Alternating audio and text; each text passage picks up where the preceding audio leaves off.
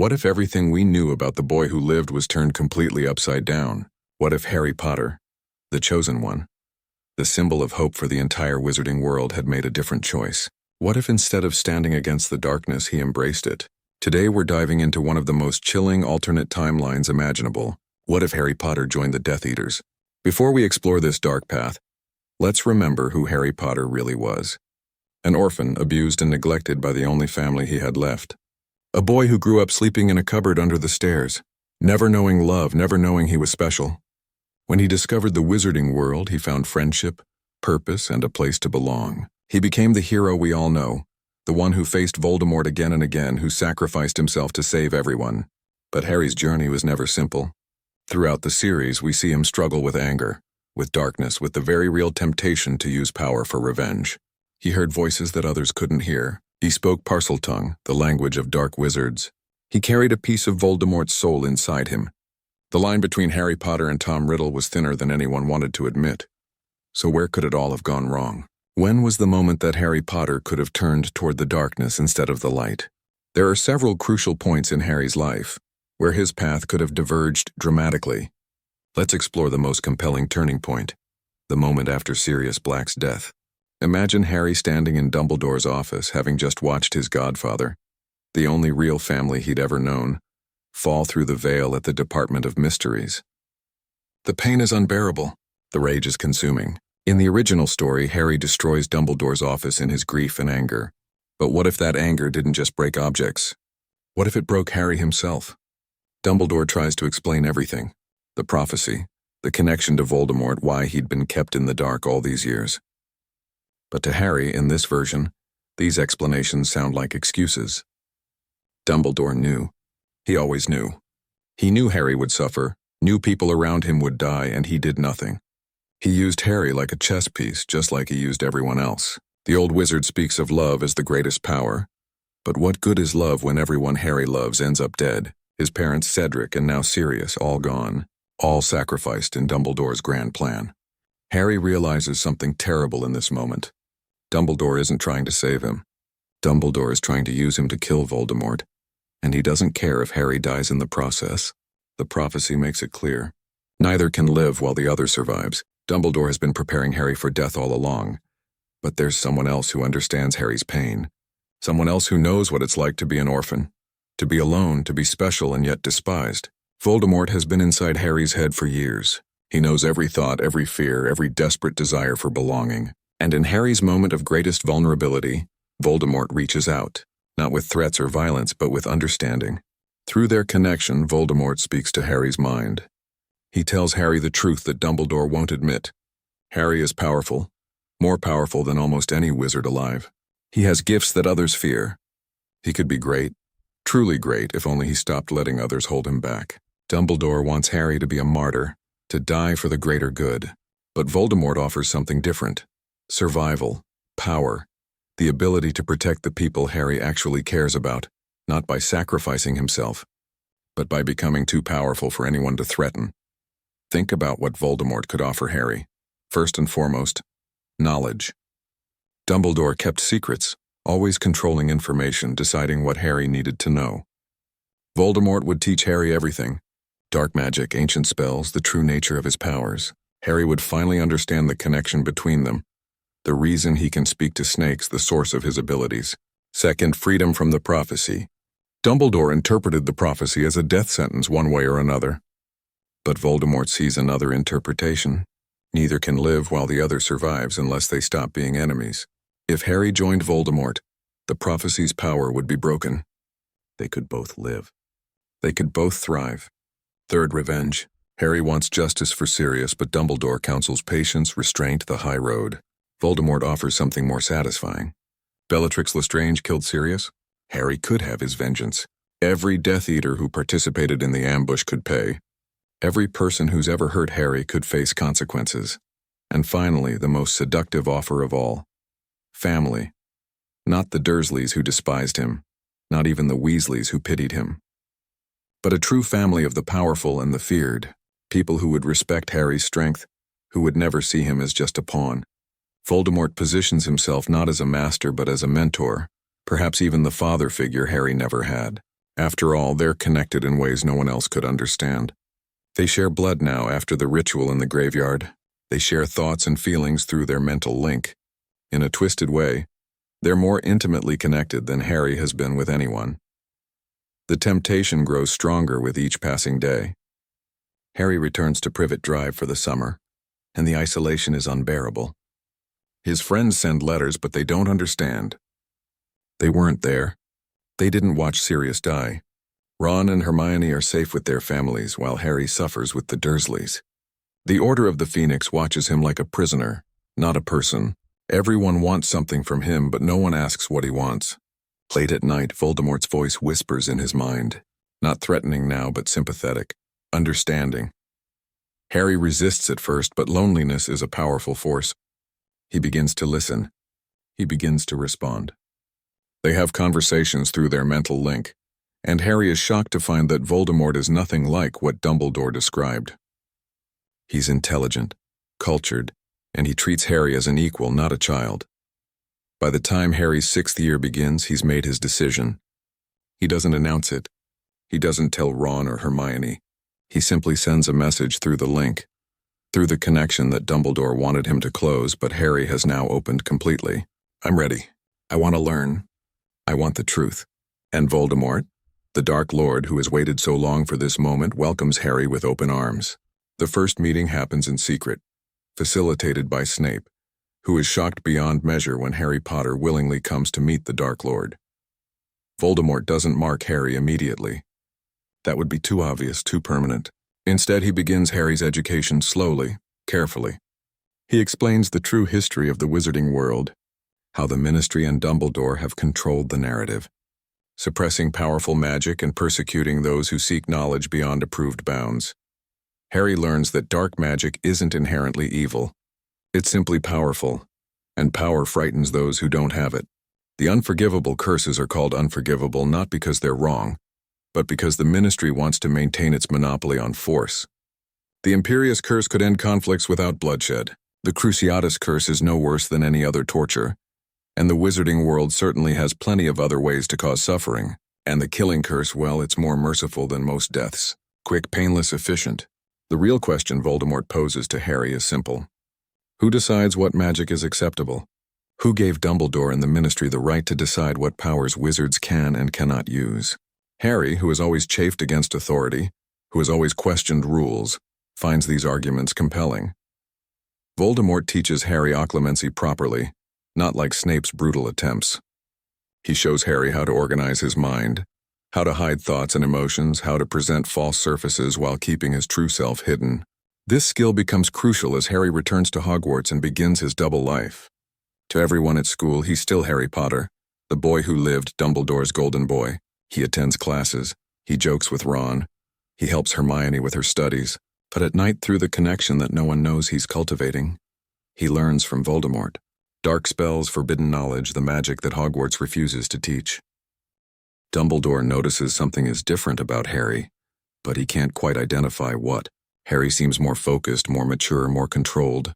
The headmaster assumes that Sirius's death has finally taught Harry the seriousness of their situation. He doesn't realize that Harry has simply become a better liar, that every smile and nod of agreement is a carefully crafted deception.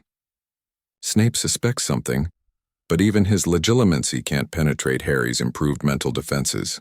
Harry has become what neither of them expected, a spy in their midst, learning all of Dumbledore's plans, all of the Order's movements, and reporting everything back to Voldemort. The transformation in Harry is gradual but profound. He begins to see his friends differently. Ron is loyal but simple, lacking ambition or real power. Hermione is brilliant but limited by her devotion to rules and authority. They're good people, but they're weak. They'll never be more than foot soldiers in someone else's war. Harry, on the other hand, is becoming something greater. He practices the Cruciatus Curse on animals at first, learning to channel hatred and pain into power. It's difficult at first. Harry has always been compassionate, but Voldemort teaches him to find the anger that's always been inside him. Anger at the Dursleys for years of abuse, anger at Dumbledore for manipulation, anger at a world that took his parents in Sirius and demanded he be grateful for the chance to die fighting their battles. The first time Harry successfully casts the Cruciatus curse on a living creature, he expects to feel guilt. Instead, he feels exhilaration. Power like he's never known, flowing through him without restraint. He's been holding himself back all these years, limiting himself to what Dumbledore considers acceptable. Now he's finally free to explore his full potential. Voldemort praises him, proud as any father would be of a son's accomplishment. And Harry, who has never had a father, basks in that approval. The turning point comes during the winter holidays of Harry's 6th year. Bellatrix Lestrange, the woman who killed Sirius, is captured by the Order of the Phoenix. She's being held in a secret location awaiting transfer to Azkaban. Dumbledore informs Harry of the capture, expecting him to be pleased that justice is being served. Instead, Harry sees an opportunity. He volunteers to be part of the guard detail, claiming he needs closure, needs to face Sirius's killer. Dumbledore, believing Harry is working through his grief, agrees. It's a fatal mistake. When Harry arrives at the safe house where Bellatrix is being held, he finds only 2 guards, members of the Order, who trust him completely. They welcome him warmly, glad to have Harry Potter himself standing watch with them. They never see the curse coming. Harry's stunning spells are flawless, dropping both guards instantly. He's been practicing, after all. He's not the same boy who struggled to cast a proper Patronus. He's something much more dangerous now. Harry enters the room where Bellatrix is chained and bound, her wand confiscated, her magic suppressed. She looks up at him with wild eyes, expecting death or torture. What she doesn't expect is for Harry Potter to wave his wand and release her bonds. Bellatrix is suspicious at first. This must be a trick, some kind of test. But Harry speaks words that shock her to her core. "The Dark Lord sent me. You're coming home." Bellatrix's devotion to Voldemort is absolute, but even she didn't imagine this. Harry Potter, the boy who lived, Voldemort's greatest enemy, is freeing her. She searches his face for signs of deception and finds none. Harry is calm, controlled, almost cold. This isn't the emotional teenager she remembers from the Department of Mysteries. This is someone who has been transformed. Together, they disapparate from the safe house, leaving the unconscious guards behind. When they arrive at Voldemort's hideout, Bellatrix falls to her knees before her master, weeping with gratitude. But Voldemort's attention is on Harry. He embraces the boy, the gesture shocking everyone present. The Dark Lord never shows affection, never displays weakness. But with Harry, it's different. "This is my heir," Voldemort announces to his assembled Death Eaters. "This is my son, chosen not by blood but by power and by choice. From this day forward, Harry Potter stands at my right hand." The Death Eaters are stunned. Some are horrified at the idea of serving alongside their former enemy. Others are calculating, seeing opportunity in this dramatic shift. But none dare voice dissent. Voldemort's word is absolute. Harry Potter is now one of them. The marking ceremony happens that night. Harry kneels before Voldemort, and the Dark Lord presses his wand to Harry's left forearm. The pain is excruciating, worse than any curse Harry has ever endured. The dark mark burns itself into his skin, black and permanent, a skull with a serpent emerging from its mouth. When it's done, Harry stands, and for the first time, he feels truly free. No more pretending. No more hiding. He is a Death Eater now, committed to power and to victory. But Harry is not simply joining the ranks. He's bringing something invaluable with him. All of Dumbledore's secrets, all of the Order's plans, everything he's learned about the prophecy and the Horcruxes. Yes, Harry knows about the Horcruxes. Dumbledore was just beginning to explain them, revealing that Voldemort had split his soul to achieve immortality. In the original timeline, this knowledge would help Harry destroy Voldemort. But in this dark alternative, Harry does something unthinkable. He tells Voldemort that Dumbledore knows, that the old wizard is hunting the Horcruxes, planning to destroy them one by one. Voldemort is initially enraged that his greatest secret has been discovered, but then he realizes the gift Harry has given him. With this warning, Voldemort can protect his remaining Horcruxes, can move them to more secure locations, can create new defenses. The Dark Lord's immortality is no longer vulnerable. More than that, Voldemort and Harry begin to discuss the nature of the Horcrux inside Harry himself. In the original story, Harry would have to die to destroy that piece of soul, but working together, with dark magic that Dumbledore would never consider, they find another way, a ritual ancient and terrible that can extract the soul fragment without killing the host. It requires sacrifice, blood magic, and pain beyond imagining. But when it's complete, Harry is free. The piece of Voldemort that has lived inside him is gone, placed into a new vessel, Harry no longer carries his enemy's soul.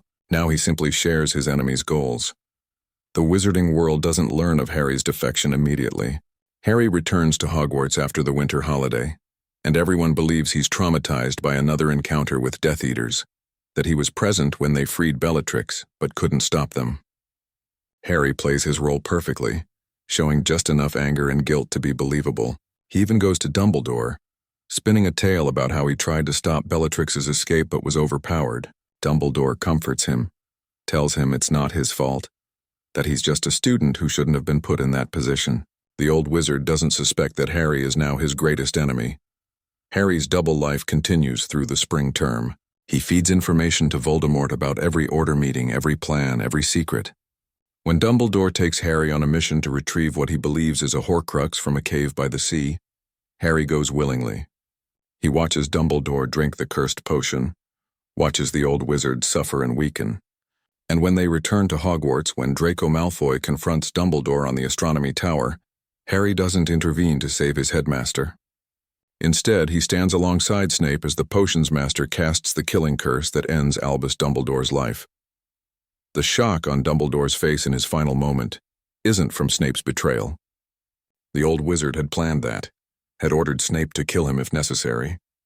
The shock comes from seeing Harry Potter standing with the Death Eaters, the dark mark visible on his raised forearm as he watches his mentor die. Dumbledore realizes in that terrible final second that he's lost everything, that his greatest weapon has become his greatest enemy. He falls from the tower, and with him falls the last real hope for the Lightside's victory. Harry feels nothing as he watches Dumbledore's body hit the ground.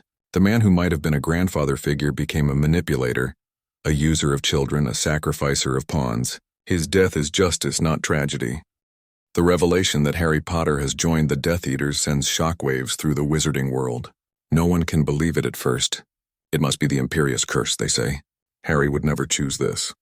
But when Harry appears alongside Voldemort, clearly in control of his own mind, speaking willingly about his choice to embrace power over weakness, the denial crumbles into horror. The boy who lived has become the boy who turned. The symbol of hope has become a harbinger of despair. Ron Weasley is devastated. His best friend, his brother in all but blood, has betrayed everything they stood for. He wants to believe there's an explanation, some secret plan, but the truth is undeniable. Harry made his choice, and he chose darkness. Hermione is equally destroyed, but her brilliant mind can't help analyzing what went wrong. She traces it back to Sirius's death, to the isolation Harry faced, to the ways they all failed him. She wonders if she could have prevented this, if she'd been a better friend, if she'd seen the signs. The remaining members of the Order of the Phoenix are in chaos. Without Dumbledore's leadership and with their greatest weapon now fighting for the other side, their cause seems hopeless. Some want to continue fighting. Others argue for surrender, for negotiation. A few even wonder if Harry and Voldemort might be right. If the old ways of the Ministry and the limitations on magic are truly serving anyone's interests. The fractures in the Resistance grow wider every day. At Hogwarts, the new headmaster, Snape, maintains order with an iron fist, and Harry Potter visits regularly as Voldemort's representative. Students who once idolized Harry now fear him. When he walks the corridors, people scatter. The Gryffindors feel particularly betrayed. Their house's greatest hero has become their greatest shame. But not everyone fears or hates the new Harry Potter. Some students, particularly in Slytherin, see opportunity. If someone like Harry, a half-blood with Muggle relatives, can rise to power in Voldemort's ranks, then perhaps the Death Eaters aren't as blood purist as everyone believed. Perhaps there's room for ambition, for those willing to embrace power regardless of their lineage. A new generation begins to see Harry not as a traitor, but as a revolutionary. Someone who rejected the failing systems of the past to build something new. Recruitment to Voldemort's cause increases dramatically. Having Harry Potter, the most famous wizard in the world, on their side is better propaganda than anything the Death Eaters could have manufactured. Meanwhile, Harry continues his dark education. Voldemort teaches him ancient magic, spells that have been forbidden for centuries. Harry learns to manipulate death itself, to create in fury, animated corpses that serve without question. He masters the art of legilimency, able to invade minds and extract information with ease. His occlumency is flawless. No one can penetrate his mental defenses anymore. He studies blood magic, rituals that can transfer power from one wizard to another, that can bind people with unbreakable oaths. He becomes proficient in all three unforgivable curses, using them without hesitation or remorse. The Harry Potter who once couldn't cast a proper Cruciatus curse because he lacked real hatred is gone.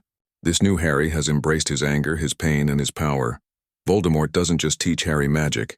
He educates him in strategy and politics, in the art of ruling, because that's what Voldemort is planning now. Not just conquest, but a lasting empire. With Harry at his side, with the boy who lived legitimizing his rule, Voldemort can transform the wizarding world into something stable and enduring. Harry proves to be an excellent student in these matters too. He has insights that Voldemort, for all his brilliance, lacks. Harry understands the common wizard, the ordinary people who just want safety and stability. He knows how to speak to them, how to offer them what they need while advancing Voldemort's agenda. Together they become more than the sum of their parts. Voldemort has the vision and the power. Harry has the public appeal and the strategic mind. They're unstoppable. The war turns decisively in the Death Eaters' favor with Harry in their ranks. Battles that might have been lost are won because Harry knows exactly how the Order fights, exactly what strategies they'll employ. Safe houses are compromised because Harry knows their locations. Ambushes are avoided because Harry warns Voldemort in advance. The resistance crumbles piece by piece. Casualties mount on the light side while the Death Eaters grow stronger. The Ministry of Magic, already infiltrated by Voldemort's supporters, falls within months of Harry's defection. The minister is forced to resign, replaced by a puppet who follows Voldemort's orders without question. The Aura Department is purged of anyone loyal to the old regime, replaced with Death Eaters and sympathizers. Muggle-born registration becomes law, and while it's presented as a safety measure, everyone knows it's a prelude to persecution. But here's where Harry's influence becomes crucial. Unlike the other Death Eaters, Harry doesn't hate Muggle-borns. He has no interest in blood purity for its own sake. When Voldemort proposes more extreme measures against Muggle-borns, Harry argues for restraint. Not out of compassion, but out of strategy. Persecuting Muggle-borns will only create more resistance, more martyrs for the other side to rally around. Better to bring them into the fold, to offer them power and protection in exchange for loyalty. Voldemort, who values Harry's counsel, listens. The Death Eater regime under Harry's influence is authoritarian and ruthless, but it's not genocidal. Muggle-borns who swear loyalty to the new order are accepted, even elevated. Those who resist are punished, but no more harshly than purebloods who oppose Voldemort's rule. This pragmatic approach divides the resistance even further. Some Muggle-borns, seeing a path to survival and even success, accept the new regime. They take the oaths, they prove their loyalty, and they're allowed to keep their wands and their livelihoods. Others see this as betrayal, as collaboration with evil. But as the war grinds on and the resistance suffers defeat after defeat, more and more people choose survival over principle. The Order of the Phoenix dwindles. Some members are killed in battle. Others are captured and imprisoned. A few manage to flee to other countries, but even there, Voldemort's influence is growing. Harry leads many of the raids personally, and his presence on the battlefield is devastating. He knows how his former allies fight because he fought alongside them for years. He knows their weaknesses, their fears, their tactics, and he exploits all of it without mercy. The confrontation that everyone knew was inevitable finally comes. Harry faces Ron and Hermione in battle. They've become leaders of the resistance in the absence of older authority figures, and they've been hunting Harry, trying to reach the friend they once knew. They believe against all evidence that the real Harry is still in there somewhere, that he can be saved. They arrange a meeting, ostensibly to negotiate but really hoping to appeal to Harry's better nature. When Harry arrives, flanked by Death Eaters, Ron and Hermione are shocked by how much he's changed. He's only 17, but he looks older, harder. His eyes, once so full of warmth and emotion, are cold and calculating. He wears the black robes of a Death Eater without shame, his dark mark displayed openly. Ron tries first, appealing to their friendship. "Mate, what are you doing? This isn't you. We grew up together. We're brothers. Come back to us." Harry's response is devastating in its honesty. "I'm exactly who I always was, Ron. I just stopped pretending. You wanted me to be your hero, your symbol, but you never wanted to know what that cost me. You never asked how it felt to be everyone's weapon, everyone's sacrifice. I chose a different path. I chose power instead of martyrdom." Hermione tries logic and reason. "Harry, Voldemort is using you. Can't you see that? He's manipulating you just like you claimed Dumbledore did. Once he's consolidated power, you'll be a threat to him. He'll turn on you. But Harry just smiles, a cold expression that breaks Hermione's heart. You think I don't know that? You think I haven't considered every possibility? Voldemort and I have an understanding. We are more alike than different. We both know what it's like to be alone, to be underestimated, to be feared for our power. Neither can live while the other survives, the prophecy says. But we're not living as enemies anymore. We're thriving as allies. Ron, frustrated and heartbroken, draws his wand. If you won't come back, then you're my enemy. I'll stop you, Harry. I'll do whatever it takes. Harry doesn't even look concerned. He draws his own wand with practiced ease. You can try, Ron, but you know you're not powerful enough. You never were. It's not your fault. Most people aren't. The duel that follows is heartbreaking and brutal. Ron gives everything he has, using every spell and trick he's learned, fighting with the desperation of someone trying to save a friend's soul. But Harry is simply better. Faster, stronger, more skilled. He doesn't use the killing curse, doesn't end it quickly. Instead, he toys with Ron, demonstrating the vast gap in their abilities. He counters every spell effortlessly, casts magic Ron has never even heard of, and gradually wears his former friend down. When Ron is exhausted and defeated, lying on the ground unable to fight anymore, Harry stands over him. This is the difference between us, Ron. You fight for friendship, for love, for all those abstract ideals Dumbledore fed us. I fight for power, for victory, for things that are real and measurable. Guess which approach wins? Hermione, seeing Ron defeated, knows she has no chance in direct combat. But she tries one more time with words. Harry, please, even if you don't care about us anymore, think about what you're doing to the world. Voldemort's regime, the fear, the oppression. Is this really what you want? Harry turns to her, and for just a moment, Hermione sees something in his eyes. Regret, doubt, but it passes so quickly she might have imagined it. The world was already full of fear and oppression, Hermione. The Ministry was corrupt. The magical society was stagnant. We're just replacing one system with another. At least this one is honest about power instead of pretending to serve the greater good. Harry leaves Ron and Hermione alive, but broken. He could have killed them, but he doesn't. Whether this is mercy or cruelty is unclear. Perhaps it's worse to let them live knowing they failed, knowing their friend is truly lost. Word of the duel spreads quickly. Harry Potter defeated his best friends without breaking a sweat, proved his loyalty to the Dark Lord beyond all doubt. The last hopes of the resistance crumble. If Harry can't be redeemed, if even his closest friends can't reach him, then what chance does anyone else have? The war is essentially over. The remaining resistance fighters go into hiding or flee the country entirely. The new regime solidifies its control. Voldemort is the undisputed ruler of magical Britain, and Harry Potter is his right hand, the enforcer of his will, the face of the new order. But ruling is more complex than conquering. Now that Voldemort has won, he faces the challenges that every revolutionary faces: how to maintain power, how to build a lasting system, how to prevent the same forces that brought him to power from eventually overthrowing him. This is where Harry becomes truly invaluable. While Voldemort thinks in terms of absolute power and total control, Harry understands nuance and compromise. He argues for institutions that will outlast any individual wizard, for laws that are harsh but predictable, for a system that offers paths to advancement for those willing to work within it. Harry essentially becomes the architect of the new magical government, designing a structure that serves Voldemort's interest while being sustainable in the long term. The new regime under Harry's influence looks different than what the Death Eaters originally envisioned. Yes, blood status matters, but competence and loyalty matter more. Muggleborns who prove themselves can advance, though they face greater scrutiny than purebloods. The use of dark magic is no longer forbidden, but it's heavily regulated. The Department of Magical Law Enforcement, rebuilt from the ground up, is ruthlessly efficient. Crime is punished swiftly and harshly. There are no long trials, no endless appeals. Justice, or what passes for it, is fast and final. The education system is transformed as well. Hogwarts continues to operate, but under new leadership and with a new curriculum. Dark arts is taught openly, alongside the defenses against them. Students learn that power itself is neutral. It's the use that matters. They're taught loyalty to the regime, the importance of order and stability, the dangers of resistance and rebellion. Harry himself teaches occasional classes at Hogwarts, and these sessions are both fascinating and terrifying. He's an excellent teacher, clear and knowledgeable, genuinely interested in helping students reach their potential. But he's also ruthless with those he perceives as weak or disloyal.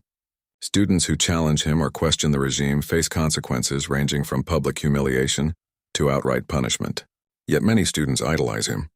He's powerful, successful, and he rose from nothing to stand at the Dark Lord's right hand. He's proof that talent and will can overcome any obstacle. A new generation grows up seeing Harry Potter not as a hero of the light, but as an example of what they could become if they embrace their ambition and power. Years pass under Voldemort's rule. The wizarding world adapts to the new normal. The initial terror fades into routine oppression. Most people go about their lives following the rules, keeping their heads down, and the regime largely leaves them alone.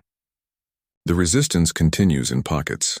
Small groups carrying on a guerrilla war they know they can't win, fighting more out of principle than realistic hope. Some still believe Harry can be redeemed, that the boy who saved the Philosopher's Stone and freed Sirius from Azkaban is still in there somewhere. Others hate him with a passion that exceeds even their hatred of Voldemort. At least Voldemort was always a villain. Harry's betrayal feels personal, feels worse. But what about Harry himself? Inside the cold, powerful Death Eater, does any part of the original Harry Potter remain? Does he ever doubt his choices, wonder what might have been, regret the path he's taken? The answer is complex. Harry has rationalized his decisions so thoroughly that he genuinely believes he made the right choice. He tells himself that he's saving lives through stability, that fewer people die under Voldemort's iron rule than would have died in an endless war. He tells himself that he's protecting the people he cares about. The Weasleys are under his protection, left alone as long as they don't actively resist. Hermione, though she continues to oppose the regime, has mysteriously survived several situations that should have been fatal, because Harry intervenes behind the scenes. He doesn't do this out of love, he claims. It's strategy, maintaining useful opponents to justify the regime's existence. But perhaps there's more to it than that. Late at night, when he's alone, Harry sometimes thinks about the life he might have had. A simple life with friends and freedom, without the weight of darkness on his soul. But these thoughts are fleeting. He's come too far, done too much to turn back now. He's killed people. He's tortured information from prisoners. He's enforced laws that he knows are unjust. His hands are stained with so much blood that redemption seems impossible. And perhaps that's why he continues down this path. Not because he's truly evil, but because he's trapped himself, made choices that can't be unmade, burned bridges that can't be rebuilt. He's the villain of his own story, and he's decided to play the role completely rather than exist in the agonizing space between light and dark. Voldemort, for his part, treats Harry with something approaching genuine affection. He never had a friend, never had an equal, never had someone who understood him. In Harry, twisted and dark as he's become, Voldemort finds a companion. They discuss philosophy and magic late into the night. They plan the future of the wizarding world together. Voldemort even begins to see Harry as the son he never had, the heir who could carry on his vision after he's gone. This creates tension among the Death Eaters. Bellatrix Lestrange, formerly Voldemort's most devoted servant, seethes with jealousy as Harry supplants her in the Dark Lord's favor. Other Death Eaters resent taking orders from someone who was their enemy just years before. But they respect Harry's power and fear his ruthlessness, so they comply.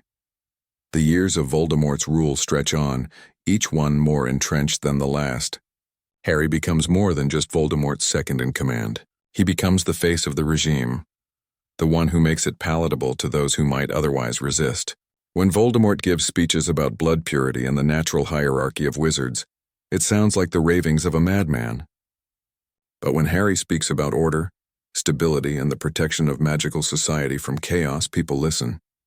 He has a gift for rhetoric that Voldemort lacks, an understanding of what people need to hear to accept tyranny. Harry tells them they're safe now, that the violence of the war years is over, that they can live their lives without fear as long as they follow the rules. And most people, exhausted from years of conflict, accept this bargain. They trade freedom for security, and Harry is the one who makes that trade seem reasonable. The structure of the new regime reflects both Voldemort's vision and Harry's pragmatism. At the top is the Dark Lord himself, absolute in his power and authority. Below him is Harry, who handles the day-to-day governance and serves as the bridge between Voldemort's grand ambitions and practical reality. Below Harry are the Death Eater commanders, each controlling different aspects of magical society. Bellatrix Lestrange oversees the enforcement divisions, hunting down resistance members and punishing dissent with gleeful cruelty. Lucius Malfoy manages the economic systems, using his business acumen to ensure the regime's financial stability. Severus Snape controls education, shaping young minds to accept the new order. Each has their domain, but all answer to Harry, who answers only to Voldemort. The Ministry of Magic still technically exists, but it's a hollow shell of what it once was. The minister is a puppet who makes announcements and signs documents but has no real power. The various departments continue to function, processing paperwork and maintaining services, but under constant supervision from Death Eater overseers. The Auror department has been completely restructured, purged of anyone with loyalty to the old regime and rebuilt as Voldemort's personal security force. They're efficient and ruthless, responding to any hint of resistance with overwhelming force. Crime of the ordinary sort, theft and assault and magical accidents, is actually down under the new regime. People are too afraid to break even minor laws when the punishment could be torture or death. Harry personally oversees the reformation of Azkaban. The Dementors are gone, sent away because even Voldemort recognizes they're too unpredictable to control reliably. Instead, the prison is run by specially trained wizards who use a combination of magical restraints and psychological techniques to break prisoners. Harry designs the system himself, drawing on his own experiences with isolation and despair. He knows exactly how to strip away hope, how to make people grateful for small mercies, how to reshape someone's identity until they question their own memories of who they were. It's sophisticated torture, more effective than anything the old ministry ever implemented. Prisoners who enter Azkaban under Harry's system emerge either completely broken or entirely loyal to the regime. There's no middle ground. The treatment of Muggleborns under Harry's influence is complex and deeply cynical. Publicly, the regime maintains that blood status isn't what matters, that power and loyalty are the true measures of a wizard's worth. This is propaganda, carefully crafted to split the opposition and make resistance seem unreasonable. After all, how can you claim the regime is blood purist when it's promoting talented Muggleborns into positions of authority? But the reality is more insidious. Muggleborns who want to succeed must prove their loyalty more thoroughly than purebloods. They must denounce their Muggle heritage, cut ties with their Muggle families, embrace magical supremacy with the fervor of converts. Those who do this are rewarded and held up as examples. Look, the regime says we judge by merit, not by birth. But Muggleborns who maintain connection to the Muggle world, who resist assimilation, face persecution that equals or exceeds anything from the old blood purist movements.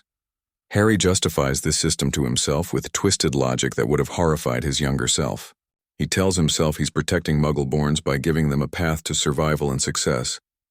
He tells himself that the alternative would be much worse, that without his moderating influence, Voldemort would simply exterminate all Muggleborns.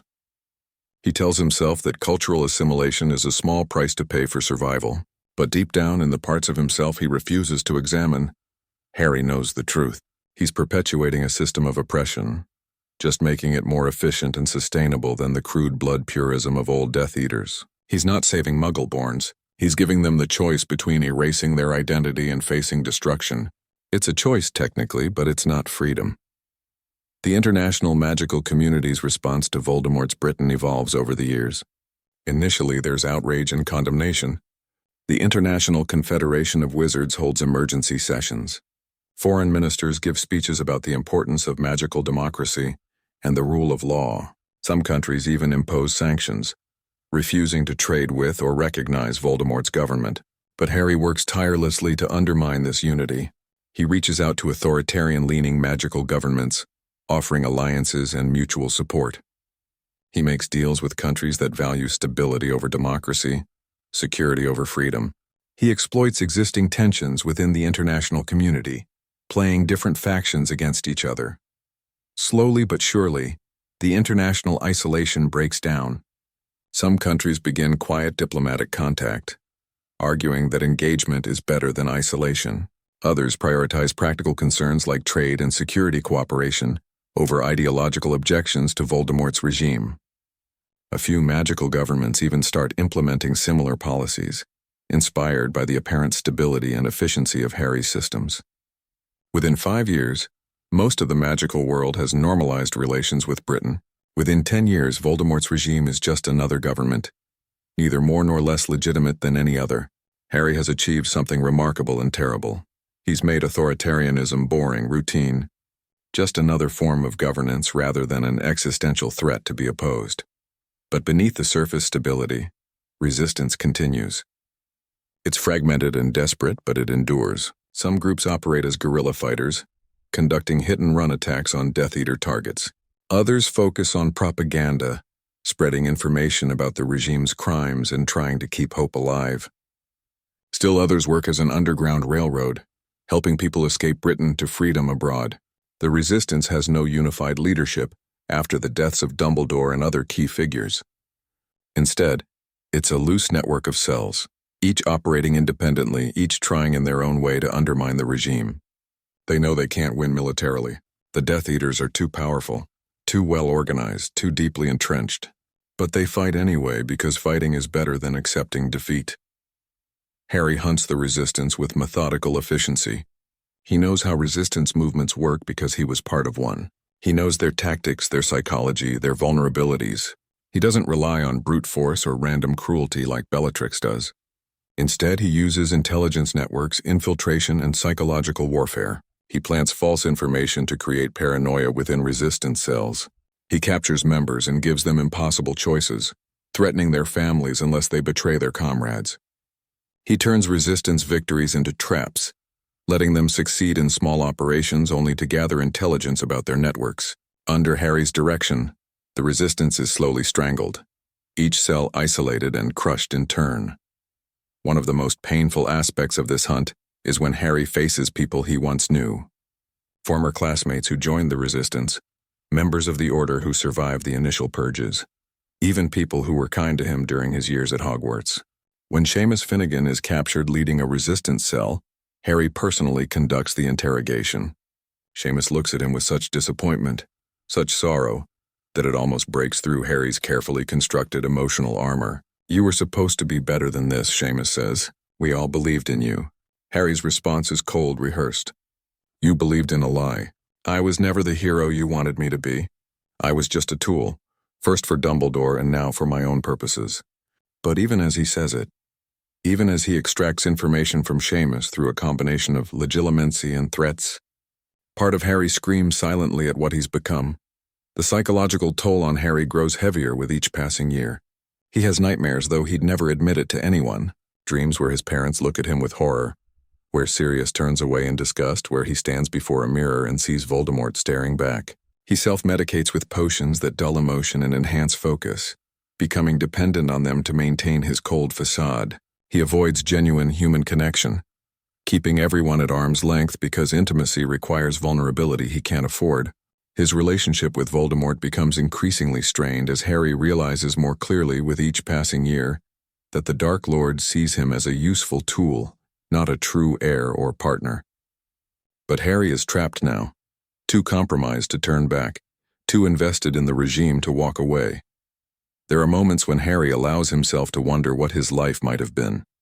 He sees couples walking together in Diagon Alley and thinks about Ginny Weasley, who he might have loved in another timeline. He sees parents with their children and imagines the family he'll never have. He watches the sunset from the tower of what used to be the Ministry of Magic and remembers being 16, full of hope and determination, believing he could save the world. Those moments of reflection are dangerous, threatening to crack the psychological armor he's built. So Harry pushes them away, buries them deep, focuses on the work of maintaining power and control. He tells himself that happiness is for people who can afford it, that he made his choices and must live with the consequences, that regret is a luxury he can't indulge. Voldemort begins to change as the years pass and his victory becomes secure, with no real threats to his power, with Harry handling the practical aspects of governance. The Dark Lord turns increasingly to his original obsessions, defeating death, accumulating knowledge, pushing the boundaries of magic. He conducts experiments that would have been impossible during the war years, delving into branches of magic so dark and dangerous that even Death Eaters whisper about them nervously. Harry facilitates this research, providing resources and test subjects, helping Voldemort pursue immortality and power beyond even what he's already achieved. But Harry also watches carefully, noting the Dark Lord's increasing detachment from reality, his growing instability. Voldemort is winning, has won, but victory hasn't brought him satisfaction or peace. He's always seeking more, never content, driven by demons that conquest can't exorcise. This is when Harry begins to truly understand Dumbledore's old lessons about the pursuit of power. Voldemort has everything he claimed to want. He rules magical Britain. He's defeated all his enemies. He's achieved a form of immortality through his Horcruxes. But none of it is enough. The Dark Lord is just as tormented, just as empty as he was when he was fighting to achieve these things. Power hasn't fulfilled him. It's only revealed the void at his core. And Harry, looking at Voldemort, sees his own future. Decades of ruling through fear, of accumulating more and more power, of hollowing himself out in pursuit of control that never brings satisfaction. It's a bleak vision, and for the first time Harry feels something like despair about the path he's chosen. The resistance, despite its losses and setbacks, begins to coalesce around a new leader. Neville Longbottom has survived years of fighting through a combination of skill, luck, and something else that no one can quite explain. There's something about him now, an aura of destiny that even skeptics can feel. When he fights, impossible things happen. Spells that should hit him go astray. Curses that should kill him somehow fail. His presence inspires courage in others, gives them hope when reason says all hope is lost. Neville doesn't claim to be the chosen one. He doesn't speak of prophecies or destiny, but others start to believe it anyway. Start to whisper that maybe the prophecy didn't die with Harry's betrayal, that maybe it found a new champion. Harry hears these whispers and dismisses them at first. Neville Longbottom, the clumsy boy who could barely perform basic spells at Hogwarts. The idea is absurd. But as reports continue to come in about Neville's improbable successes, about resistance victories that shouldn't have been possible, Harry begins to wonder. He remembers what Dumbledore told him about the prophecy, about how it could have been either Harry or Neville.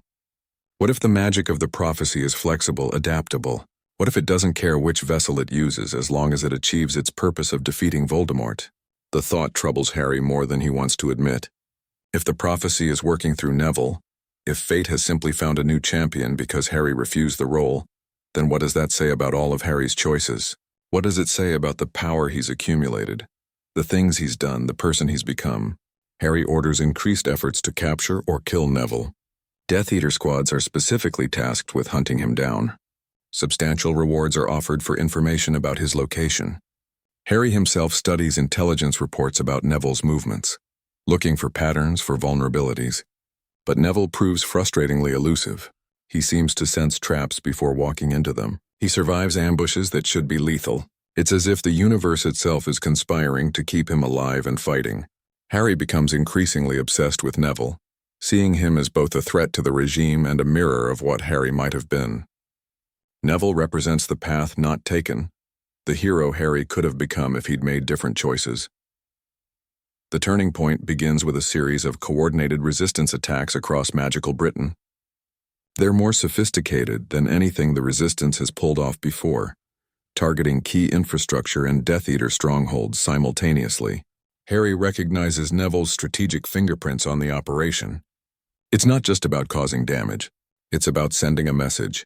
The resistance is still here, still fighting, still capable of striking back.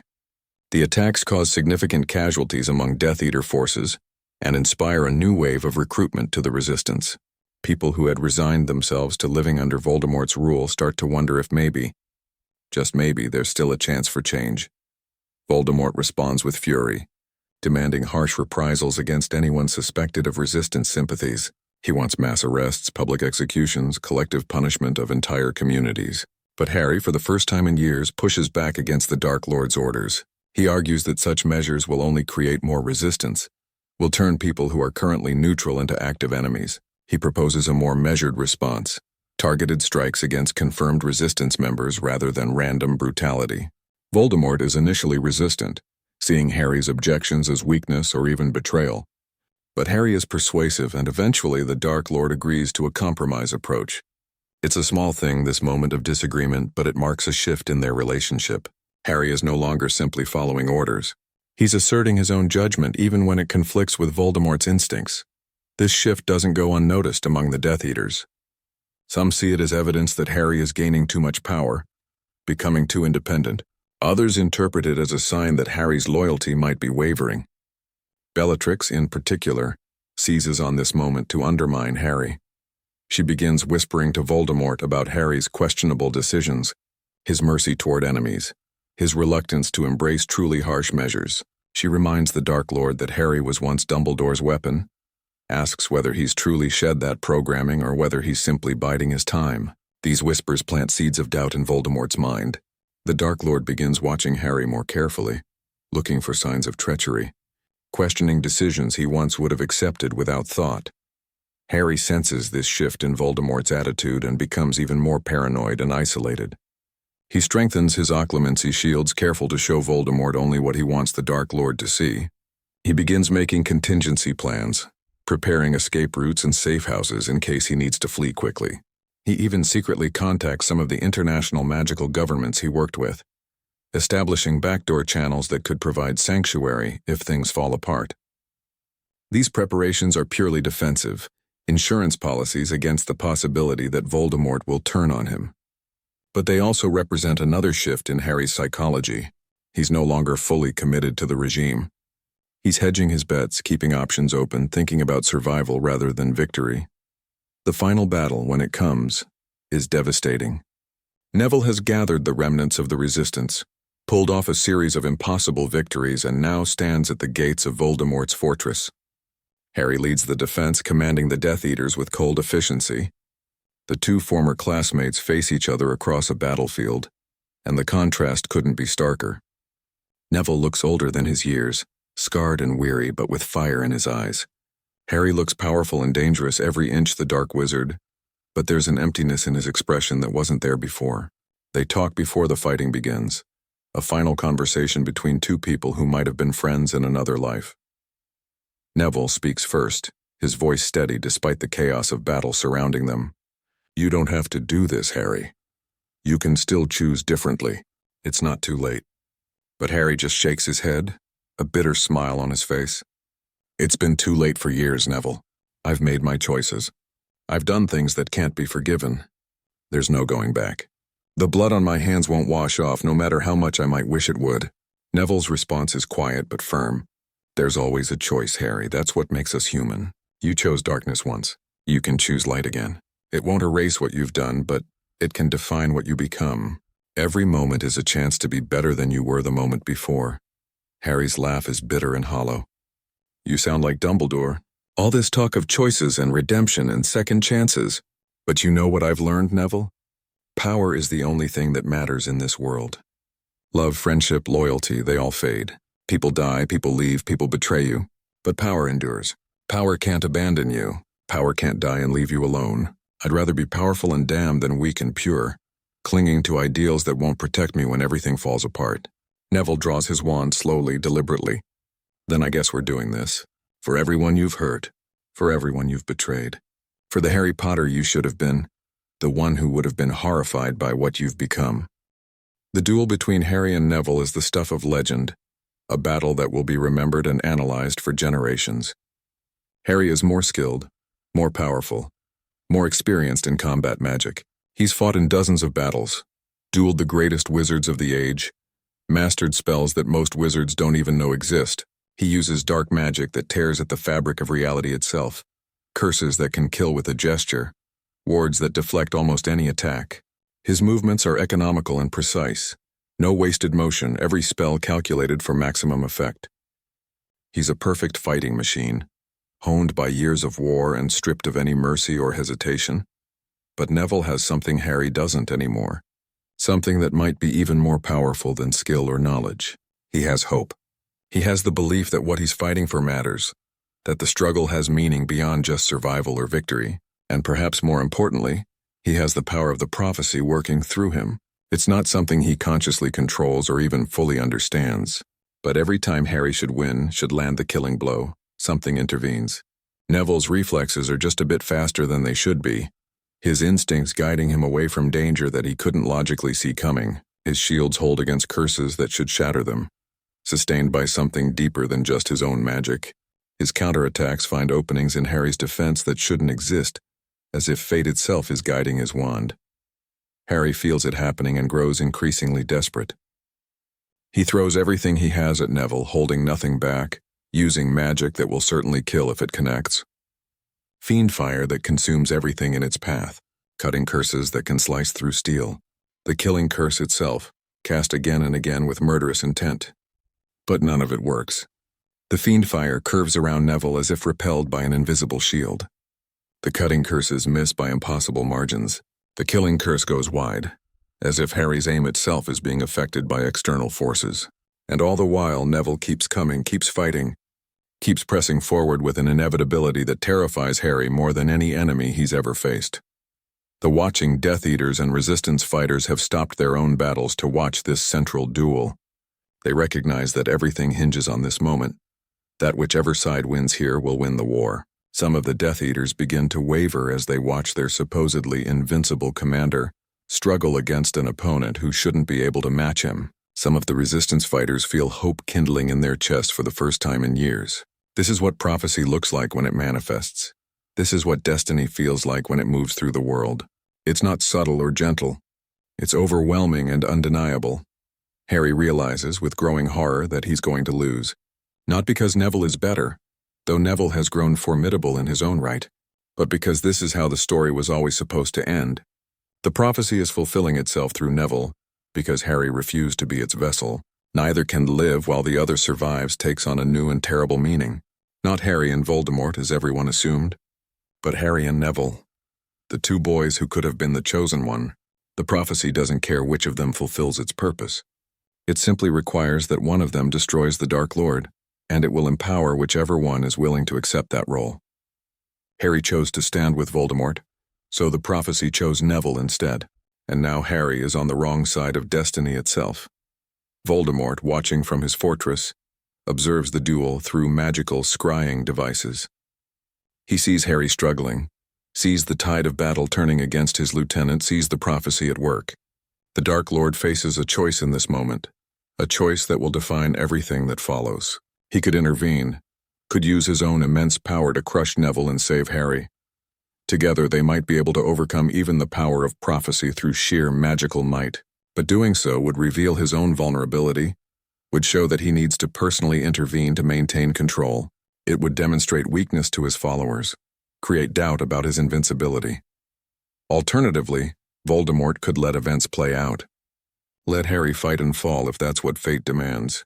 Voldemort could then face Neville himself, demonstrating that he's superior even to the prophecy's chosen champion. It's a calculated risk, but one that appeals to the Dark Lord's arrogance and his fundamental nature. He's always prioritized his own power and survival above all else, even above his most valuable servants. And so Voldemort makes the choice he's made countless times before throughout his long life. He protects himself first. He doesn't intervene. He lets Harry fight alone against destiny itself. Harry feels the moment when Voldemort abandons him. Their mental connection, cultivated and strengthened over years, goes abruptly quiet. The sense of the Dark Lord's presence that's always been there at the edge of Harry's consciousness simply disappears. Voldemort is watching but not helping, analyzing but not intervening, calculating the odds while his supposed heir battles for both their lives. And in that moment of abandonment, Harry understands a truth that should have been obvious all along. Voldemort never cared about him. Not really, not as a person, not as a son or heir or even a genuine partner. Harry was useful as a propaganda tool, valuable as a skilled lieutenant, important as a connection to the prophecy and a bridge to the wider wizarding world. But Harry himself, his thoughts and feelings and needs as a human being, never mattered to Voldemort any more than they mattered to Dumbledore. The realization is crushing, breaking something inside Harry that he thought was already completely broken years ago. He chose darkness to escape being used as a weapon, to claim his own power and autonomy. He gave up everything good about himself, everyone who loved him, every principle he once held dear. He became a monster, committed atrocities, helped enslave an entire society. And for what? To be abandoned when he's no longer convenient? To be sacrificed without hesitation by the master he thought saw him as an equal? The bitter irony would be funny if it wasn't so devastating. Harry Potter traded Dumbledore's manipulation for Voldemort's manipulation. He jumped from one puppet master to another, and somehow convinced himself he was choosing freedom.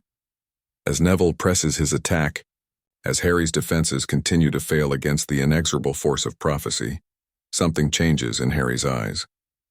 The cold, calculated expression cracks. Behind it is not the warm, compassionate boy who once saved the Philosopher's Stone. That boy is long dead, killed by Harry's own choices. But behind the mask is something else, rage.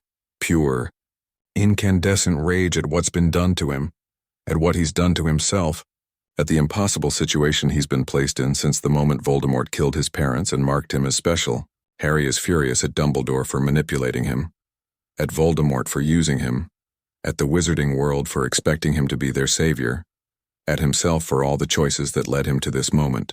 And in that rage, in that moment of absolute clarity born from abandonment and despair, Harry makes a choice. If he's going to die, and it's clear now that he is, then he'll die taking down the monster he served. Not redemption exactly. He's too far gone for that, done too much, hurt too many people. There's no washing clean of the blood on his hands, no erasing the years of atrocities. But he can stop being a villain. He can stop serving evil. He can make one last choice that matters, that means something beyond just his own survival or power. Harry disengages from the duel with Neville, apparating away before Neville can stop him. The resistance fighters cheer, thinking Harry is fleeing in defeat. But Harry isn't running away from the battle.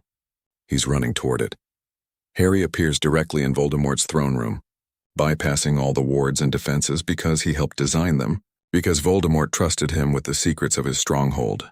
The Dark Lord is surprised but not worried when Harry materializes before him.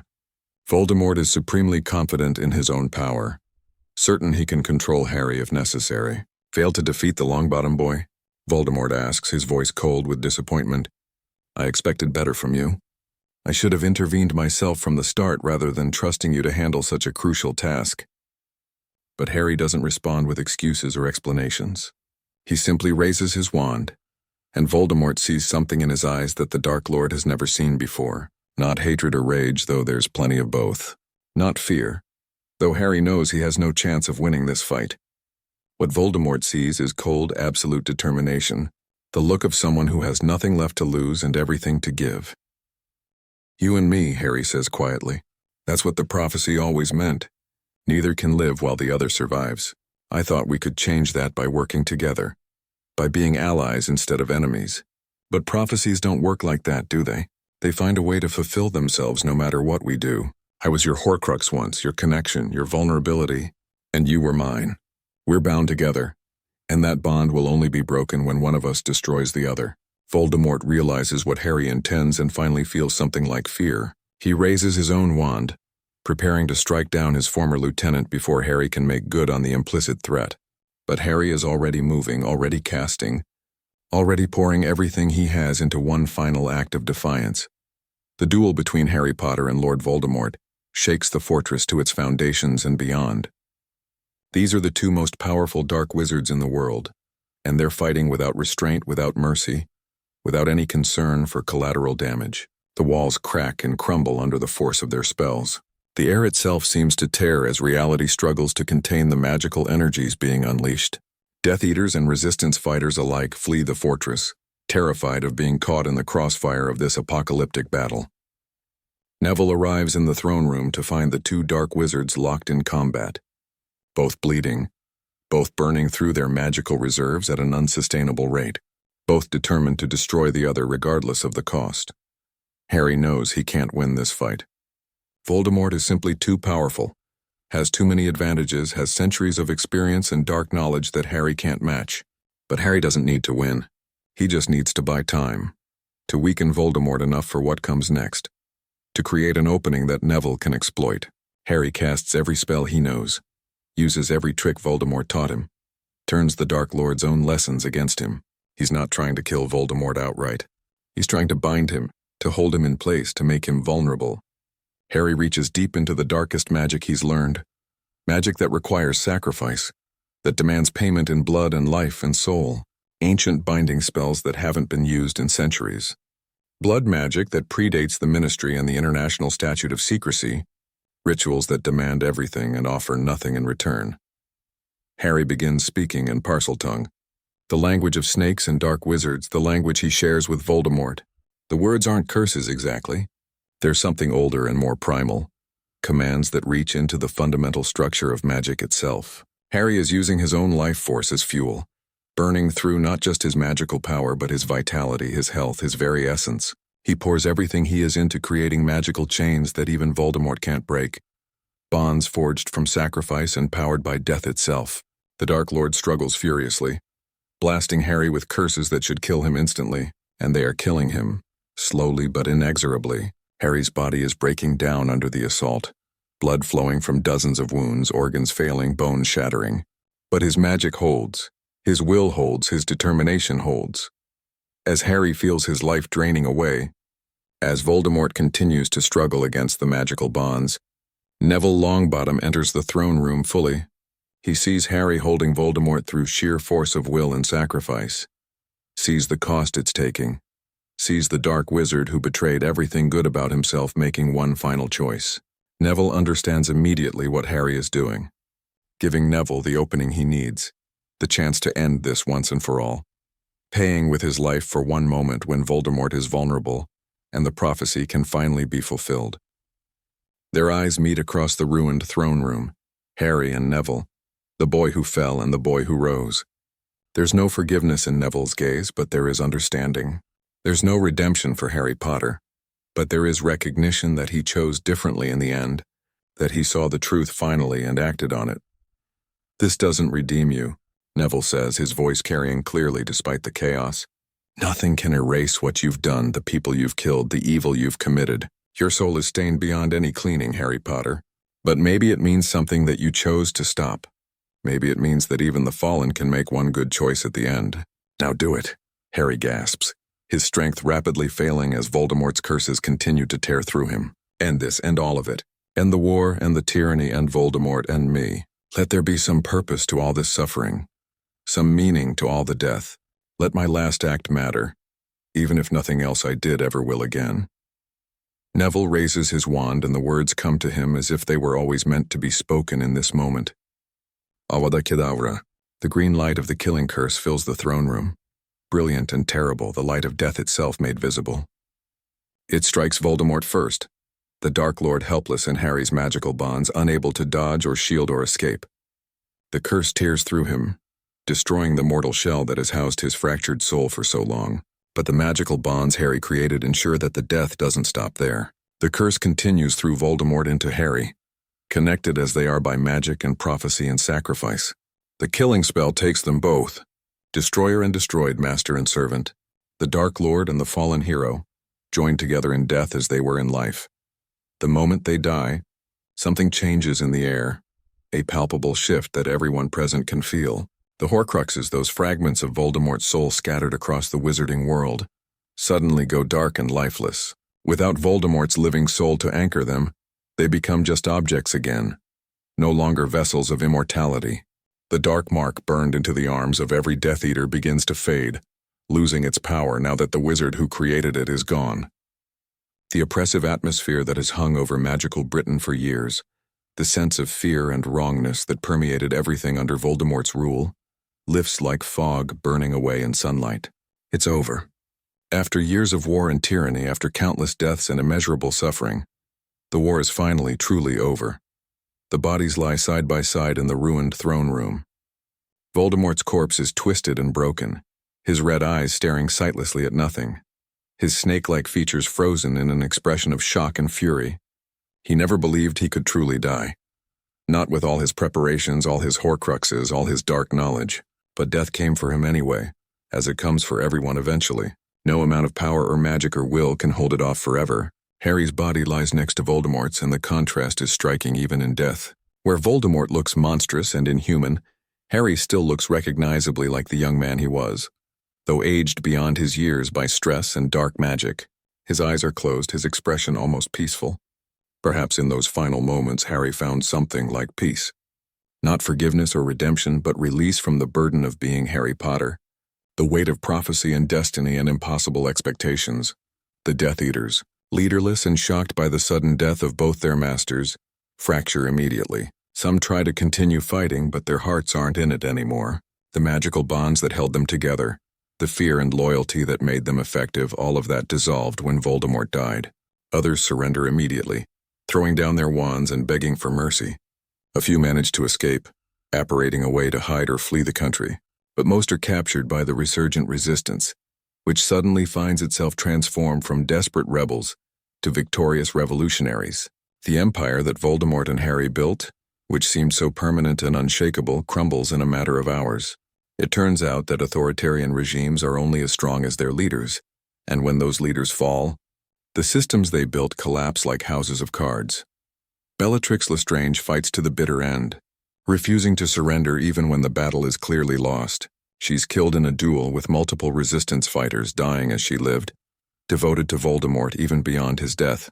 Lucius Malfoy, ever the pragmatist, surrenders early and offers to provide intelligence about Death Eater operations in exchange for leniency. Severus Snape simply disappears, using his considerable skills to vanish before anyone can decide whether he should be tried as a war criminal or honored for his complex role in the conflict. The surviving Death Eaters face different fates depending on their crimes and their willingness to cooperate. Some are imprisoned, others are stripped of their magic and exiled. A few receive pardons in exchange for testimony about the regime's operations. The immediate aftermath of the battle is chaotic and confusing. The resistance forces, having won a victory they barely dared hope for, struggle to transition from fighters to administrators. They have to maintain order, prevent revenge killings, begin the massive task of rebuilding magical Britain from the ruins of Voldemort's empire. Neville Longbottom finds himself thrust into a leadership role he never wanted. People look to him for guidance, for decisions, for the vision of what comes next. He's the man who killed Voldemort, the hero who ended the war, and that gives him authority whether he wants it or not. But Neville is humble enough to know his limitations. He immediately begins gathering advisors, reaching out to surviving members of the Order of the Phoenix and other resistance groups, trying to build a coalition that can govern effectively. The question of what to do with Harry Potter's body becomes one of the first controversial issues of the post-war period. Some argue he should be buried in an unmarked grave, forgotten and unmourned, his name stricken from history. Others believe he deserves recognition for his final act, for turning on Voldemort when it mattered most, even if it doesn't erase his years of evil. Still others want his body displayed as a warning, a reminder of what happens to those who choose darkness. The debate becomes heated, dividing people along lines of pragmatism versus principle, mercy versus justice. Eventually, a compromise is reached. Harry's body is buried in a simple ceremony attended only by those who knew him before his fall. Ron Weasley is there, though he doesn't speak and leaves immediately after. Hermione Granger speaks briefly, not about the Death Eater that Harry became, but about the friend he once was, acknowledging both versions without pretending one erases the other. The Weasley family is torn apart by Harry's legacy. Molly Weasley, who once loved Harry like a son, cannot reconcile the boy she knew with the monster he became. She refuses to attend the burial, cannot bring herself to say his name without crying in grief and rage. Arthur Weasley takes a more measured view, recognizing that Harry's fall represents a failure of their entire society, not just individual evil. If they'd done more to support him after Sirius's death, if they'd seen the warning signs and intervened, maybe things could have been different. Ginny Weasley, who might have loved Harry in another life, feels nothing but emptiness when she thinks of him. The boy she had a crush on died years ago, long before his body did. The Death Eater who took his place was a stranger, someone she never knew and never wants to understand. Hermione Granger throws herself into the work of rebuilding with characteristic intensity. She helps draft new laws, design new systems of governance, create safeguards to prevent another Voldemort from rising. She writes extensively about the war years, trying to understand how their society failed so catastrophically, how a hero became a villain, how tyranny was allowed to take root. Her analysis is brilliant and unflinching, sparing no one in her examination of what went wrong. She's particularly critical of Dumbledore's manipulation of Harry, arguing that the headmaster's tendency to keep secrets and treat people as chess pieces created the conditions for Harry's fall. But she's also critical of herself and others who were Harry's friends. They should have seen the signs, should have done more to support him, should have recognized how isolated and vulnerable he was after Sirius's death. Ron Weasley takes longer to recover, if he ever truly does. He lost his best friend twice, first to darkness and then to death. The betrayal cuts deeper than any curse could, leaving wounds that never quite heal. He struggles with nightmares and guilt, wondering endlessly if there was something he could have done differently, some way he could have saved Harry from the path he chose. Ron turns to alcohol for a while, trying to numb the pain, but eventually gets help and begins the slow process of healing. He never quite returns to the cheerful, easygoing person he was before the war. The experience has changed him fundamentally, aged him in ways that have nothing to do with years, but he finds purpose in helping other war survivors, in providing support for people dealing with trauma and loss, in making sure that others don't have to suffer alone the way Harry did. Luna Lovegood, characteristically, has the most unusual perspective on Harry's story. She visits his grave regularly, leaving strange gifts and talking to him as if he can hear her. She doesn't defend what he did or pretend he wasn't responsible for terrible things, but she also doesn't condemn him entirely. Harry was lost, she says to anyone who asks. He got turned around in the darkness and couldn't find his way back to the light. But at the very end, he looked up and saw where he was supposed to be. He couldn't get there himself, couldn't undo what he'd done, but he could point the way for someone else. That's not redemption, but it's not nothing either. Some people find comfort in Luna's words. Others think she's being far too generous to someone who doesn't deserve generosity. But Luna doesn't particularly care what others think. She remembers the Harry who was kind to her, who saw her when others looked through her, and she mourns the loss of that person while acknowledging the evil of what he became. The rebuilding of magical Britain takes years and proceeds in fits and starts. The new government, cobbled together from resistance leaders and surviving ministry officials who weren't compromised by collaboration with Voldemort, faces enormous challenges. They have to rebuild infrastructure destroyed in the war, restore faith in institutions that were corrupted or destroyed, create new systems that address the failures of both the old ministry and Voldemort's regime. There are trials for Death Eaters and collaborators, though these are complicated by questions of coercion, complicity, and how to balance justice with reconciliation. Some argue for harsh punishments to set an example and provide closure for victims. Others advocate for truth and reconciliation processes that prioritize understanding over retribution. The international magical community watches Britain's rebuilding efforts with intense interest. Some countries offer aid and support, helping with reconstruction and providing expertise in transitional justice. Others remain skeptical, worried that the same conditions that allowed Voldemort to rise could produce another dark wizard. The International Confederation of Wizards establishes a monitoring program to ensure Britain is making genuine progress toward democratic governance and respect for human rights. This is resented by some British wizards as foreign interference, but accepted by others as necessary oversight. Slowly, painfully, Britain begins to reintegrate into the international magical community, though trust takes much longer to rebuild than physical infrastructure. Education becomes one of the most contentious areas of reform. The question of how to teach about the war, about Voldemort's regime, about Harry Potter's role, divides educators and parents. Some want a sanitized version that emphasizes heroes and villains, good versus evil, clear moral lessons. Others argue for a more complex curriculum that examines how ordinary people can be drawn into supporting evil, how heroes can fall, how systems and structures matter as much as individual choices. The debate over Harry Potter specifically is particularly intense.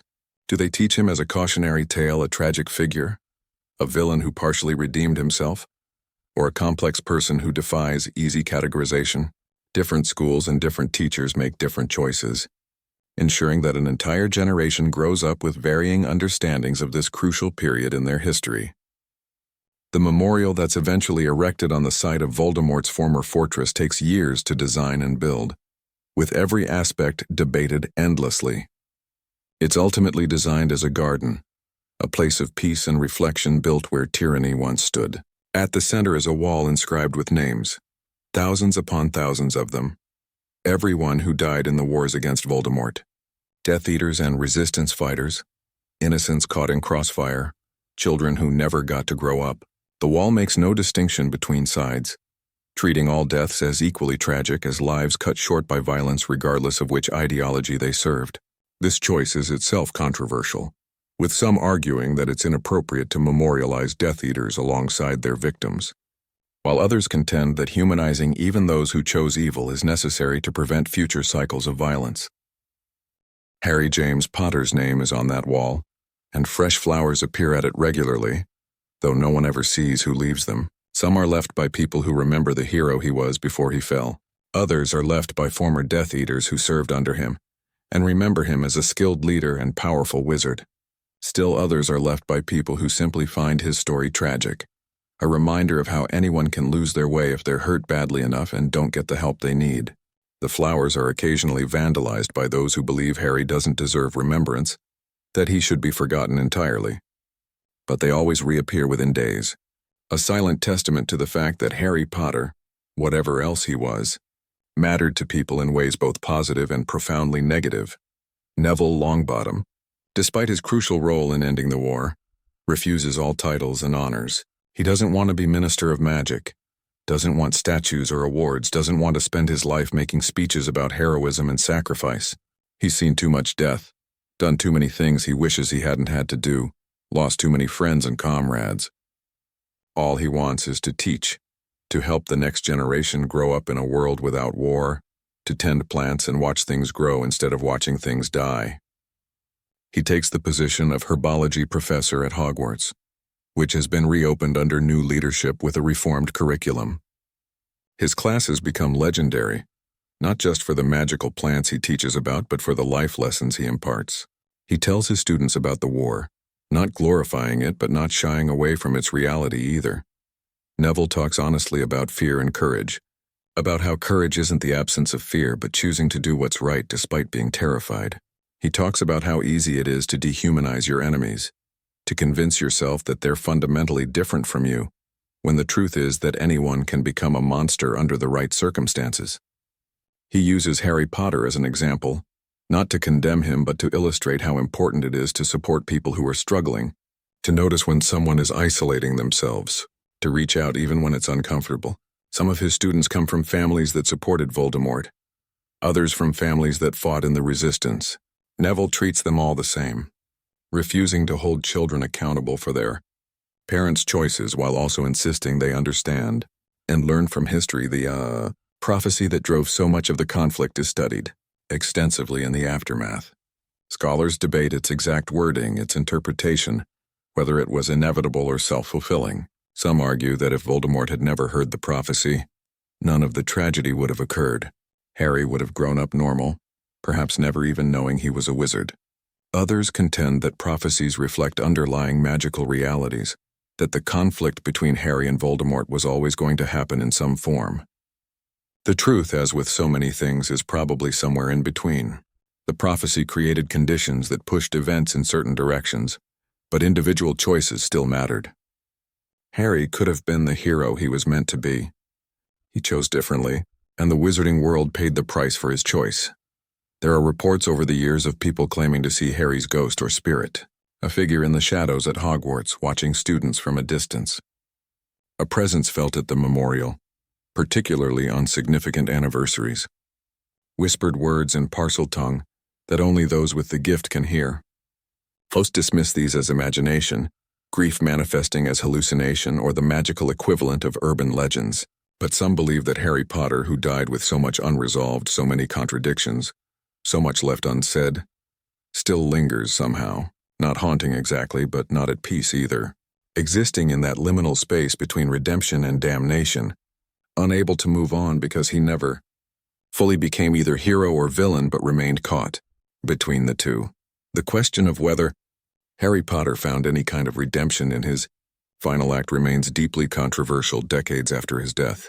Scholars, ethicists, and ordinary people debate it endlessly. Some argue that no amount of evil can be redeemed by one good act, that Harry's years of atrocities utterly outweigh his final sacrifice. Others contend that his choice to turn on Voldemort, even knowing it meant his own death, demonstrates that some capacity for good survived in him even after years of darkness. Still others argue that the question of redemption is the wrong framework entirely, that we should instead focus on understanding how someone makes the journey from hero to villain, and what that teaches us about human nature, about society, about the conditions that create monsters. The psychological studies of Harry Potter's transformation become required reading in healing and therapy programs throughout the magical world. His case is analyzed from every angle, used to train mind healers and counselors in recognizing signs of dangerous isolation and radicalization. The pattern is sadly familiar to experts: trauma followed by inadequate support, isolation from positive influences, exposure to manipulative figures who offer belonging and purpose, gradual escalation of harmful behaviors rationalized as necessary or justified. If they'd intervened after Sirius's death, if Harry had received proper counseling and support, if his friends and mentors had recognized the warning signs, perhaps his story would have ended differently. These lessons are applied to help others, ensuring that Harry's fall, at least, serves some purpose in preventing future tragedies. The children who grew up under Voldemort's regime face their own struggles as adults. They were taught that power is the highest virtue, that the strong deserve to rule the weak, that Harry Potter was a hero for embracing his destiny as Voldemort's heir. Unlearning that programming takes years of effort and often professional help. Some never fully manage it, remaining sympathetic to authoritarian ideas even as they reject Voldemort specifically. Others swing hard in the opposite direction, becoming radical advocates for democracy and equality, determined to ensure that nothing like Voldemort's regime can ever rise again. The generational trauma of living through tyranny echoes through families and communities, shaping the wizarding world for decades after Voldemort's fall. There are some, particularly among former Death Eater families, who quietly maintain that Harry Potter was right about some things. Even if they don't condone everything he did, they argue that the old ministry was corrupt and incompetent, that magical society was stagnant and needed reform, that at least under Voldemort's rule there was order and efficiency. These views are socially unacceptable to express openly, but they persist in private conversations and anonymous writings. They represent a lingering sympathy for authoritarianism that worries those trying to build a truly democratic magical society. The new government works to address legitimate grievances about corruption and inefficiency, while firmly rejecting the idea that tyranny is ever an acceptable solution to governmental failures. As the years pass and the immediate trauma of the war fades, Harry Potter's image becomes increasingly mythologized and distorted. Some remember him as pure evil, a villain whose name should be spoken with the same horror as Voldemort's.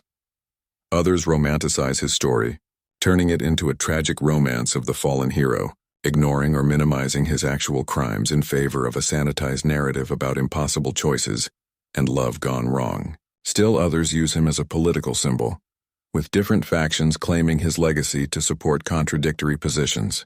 The real Harry Potter, the complex and contradictory person who was neither purely good nor entirely evil, becomes increasingly obscured by these competing narratives. Hermione Granger eventually writes what becomes the definitive history of the period, a massive work that takes her 20 years to complete.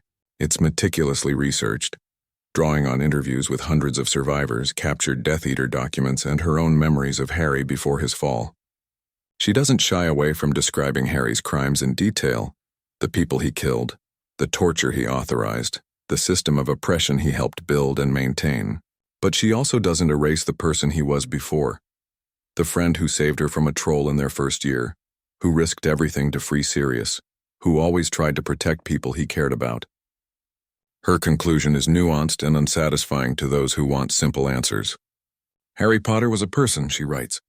Not a hero or a villain, but a human being who made terrible choices that hurt countless people, who became lost in darkness and pain, and who made one final choice that mattered. We can acknowledge the good he did before his fall without excusing the evil he committed after. We can recognize his final sacrifice without pretending it redeems his crimes. And we can learn from his story without reducing him to a simple moral lesson.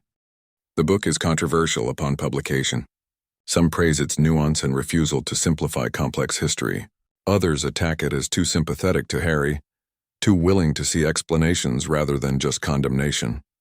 Still others criticize it as too harsh, arguing that Harry's final act proves he retained essential goodness that Hermione doesn't give him credit for. But over time, Hermione's history becomes the standard reference, the work that students and scholars return to when they want to understand this crucial period. It doesn't end debate about Harry Potter and his legacy, but it provides a foundation of carefully documented facts and thoughtful analysis that future discussions can build on. Ron Weasley never writes about his experiences, never gives interviews, never speaks publicly about Harry at all. When asked about his former friend, he simply says it's too personal, too painful, and changes the subject. But privately, to those he trusts most, Ron admits that he thinks about Harry almost every day. He wonders what he could have done differently, what signs he missed, whether there was ever really a chance to save Harry, or whether the path to darkness was set in motion long before Ron could have intervened. He dreams sometimes about alternate timelines where Harry made different choices, where they all graduated Hogwarts together and had normal lives. In these dreams, Harry marries Ginny, Ron marries Hermione. They have children who grow up as friends, and the war against Voldemort is won the way it was supposed to be won. Then Ron wakes up, remembers reality, and carries the weight of loss and regret for another day.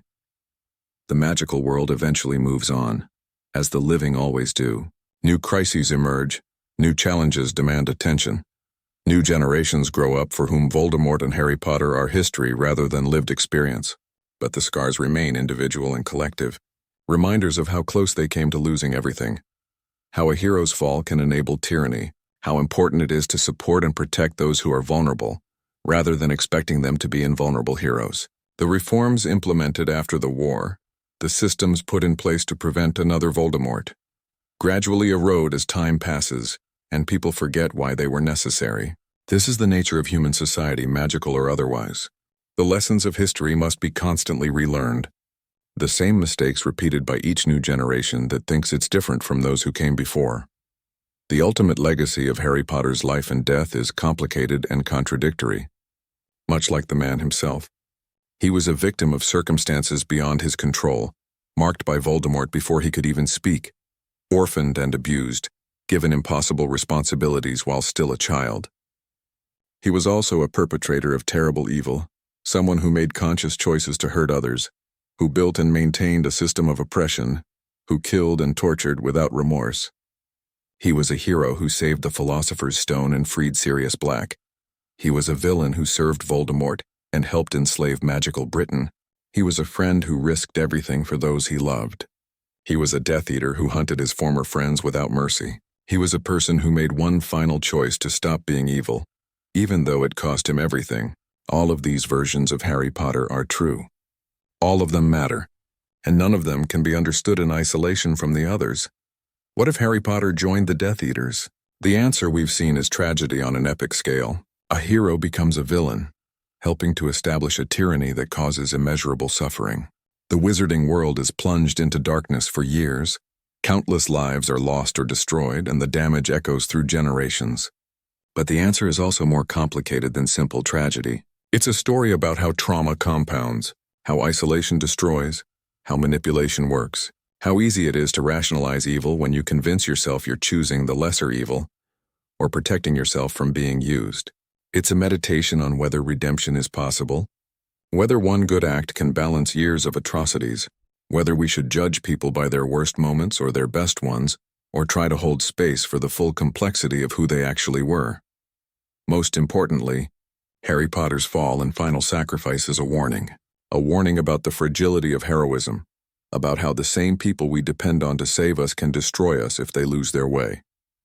A warning about the importance of support systems, of reaching out to those who are isolated, of creating societies that help vulnerable people instead of demanding they be invulnerable. A warning about how authoritarian regimes rise, how ordinary people can be drawn into supporting evil, how tyranny can seem preferable to chaos if you're frightened enough. And a warning about how prophecies and destiny and fate are less important than the choices we make every single day, the small decisions that compound into defining who we are and what we stand for. In the end, Harry Potter's story in this dark timeline is fundamentally human, not the sanitized heroism of legend or the pure evil of nightmare, but the messy, contradictory, tragic reality of a person who was hurt badly, made terrible choices, caused immense harm, and tried at the very end to do something good even though it couldn't possibly make up for everything that came before. We can honor the friend he was without excusing the monster he became.